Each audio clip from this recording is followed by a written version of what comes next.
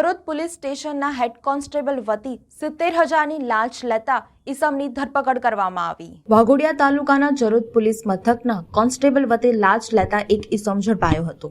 Police head constable વતી 70,000ની લાંચ લેતા ભરત જયસ્વાલ એસીબીના હાથે ઝડપાયો હતો।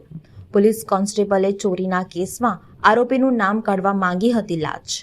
2.5 લાખ રૂપિયાની માંગી હતી લાંચ। ફરિયાદીએ 1,80,000 રૂપિયા મોબાઈલ ફોનથી ટ્રાન્સફર કર્યા હતા। બાકીના 70,000 રૂપિયા લેવા જતા ભરત જયસ્વાલ એસીપીની ટ્રેપમાં સપડાઈ ગયો હતો। ઘટના બાદ જરોદ પોલીસ મથકનો કોન્સ્ટેબલ ફરાર છે। હાલ તેની શોધખોળ શરૂ કરવામાં આવી છે।